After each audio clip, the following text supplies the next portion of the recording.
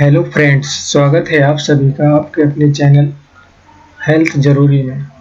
दोस्तों, आज की इस वीडियो में हम कॉन्स्टिपेशन यानी कब्ज के बारे में जानेंगे कि कब्ज कैसे होता है, उसके क्या कारण होते हैं, उसको कैसे कैसे ठीक किया जा सकता है, क्या किन किन उपायों के द्वारा उसको कॉन्स्टिपेशन को ठीक किया जा सकता है। कॉन्स्टिपेशन की डेफिनेशन देख लेते हैं एक बार। कॉन्स्टिपेशन किसे कहते हैं?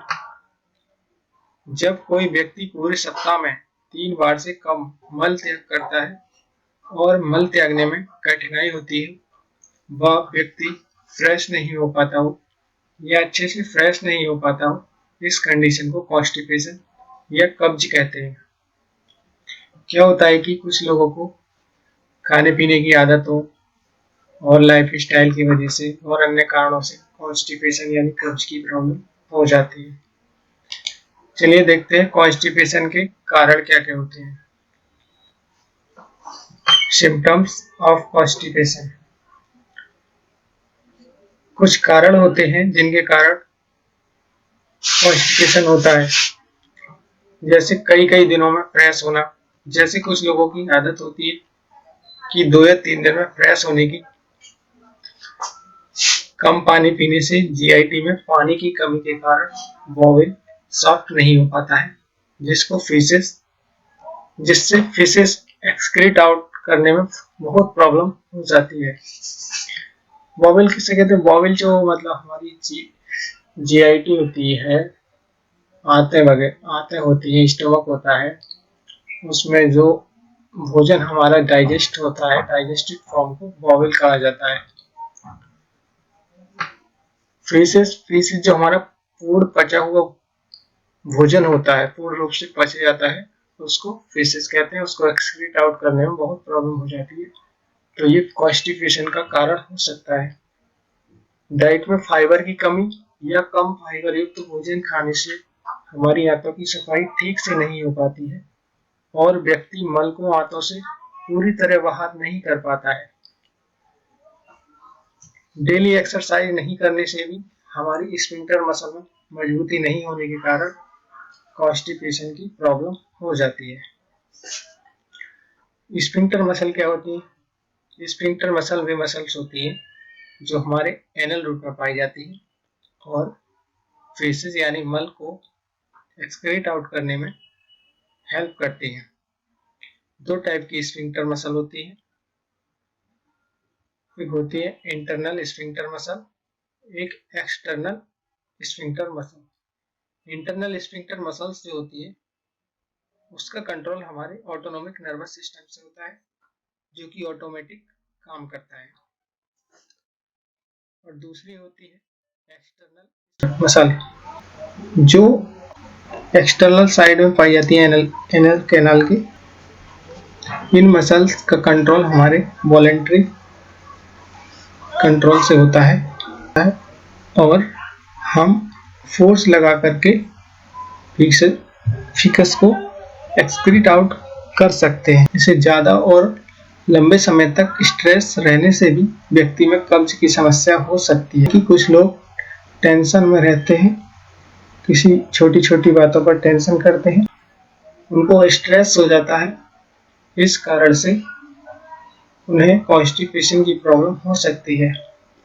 कुछ दवाइयाँ जैसे एंटीबायोटिक्स को लगातार लंबे समय तक लेने से भी कॉन्स्टिपेशन हो सकता है। जैसे कुछ लोगों की बहुत लंबे समय तक दवाइयाँ चलती हैं, एंटीबायोटिक्स चलती हैं, जैसे टीबी के ट्रीटमेंट के लिए बहुत सारी एंटीबायोटिक्स लंबे समय तक चलती हैं, जिससे कॉन्स्टिपेशन की समस्या हो सकती है। अगर कॉन्स्टिपेशन काफ़ी लंबे समय से हो या लंबे समय तक रह जाए तो फाइल्स की प्रॉब्लम भी हो सकती है। फाइल्स क्या होता है कि हमारे एनल रूट के आसपास दाने टाइप के प्रोजेक्शंस हो जाते हैं, इस कंडीशन को फाइल्स कहा जाता है। फाइल्स की सीवियर फॉर्म फिशर और फिस्टुला भी हो सकती है।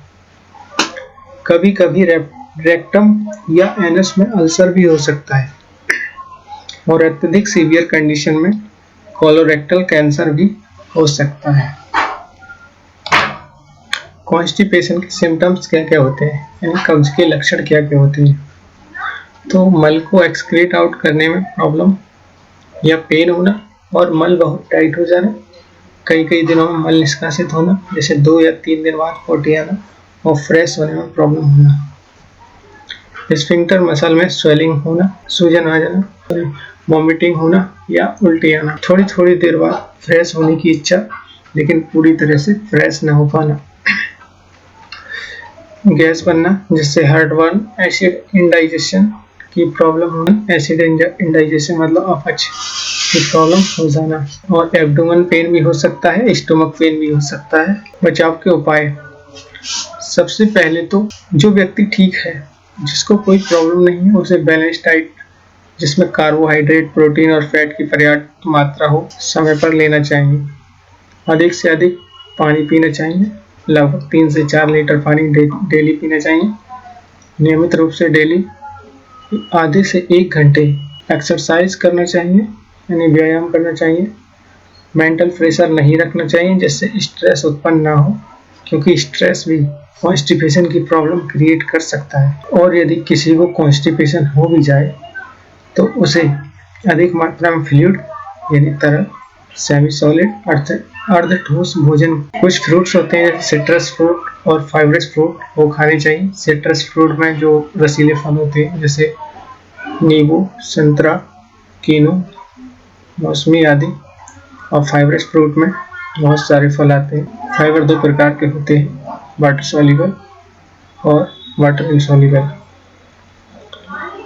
डाइट में फाइबर की अधिक मात्रा वाला भोजन अवश्य करना चाहिए।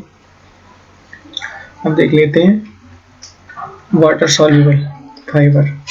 जो फाइबर वाटर, पानी या जीआईटी के जूस में घुल जाते हैं और पानी को एब्जॉर्ब करके मल के बल्क को बढ़ाते हैं, जिससे मल का निष्कासन आसानी से हो जाता है। इसके कुछ सोर्स हैं जैसे स्वीट पोटैटो, राइप मैंगो, पका हुआ आम, ब्रोकली जो हरी गोभी होती है, बनाना आदि, और भी इसके अन्य स्रोत होते हैं। एक होता है वाटर इनसॉल्युबल फाइबर। जो फाइबर वाटर या जीआईटी के जूस में नहीं घुलते हैं और डाइजेस्ट भी नहीं होते हैं, लेकिन जीआईटी के लिए बहुत लाभदायक होते हैं।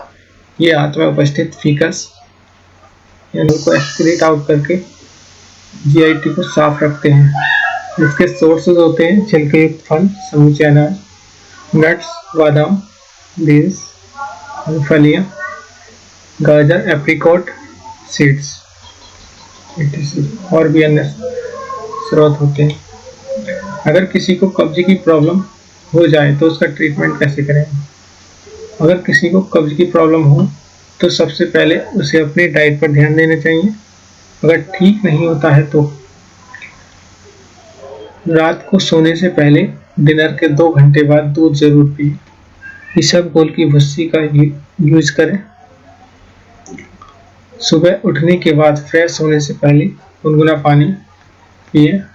अगर क्रोनिक कॉन्स्टिपेशन है या पाइल्स की प्रॉब्लम हो गई है तो आयुर्वेदिक कैप्सूल्स लें, जैसे P6 का सुबह शाम सेवन करें। और भी अन्य ब्रांड के आयुर्वेदिक प्रिपरेशन आती।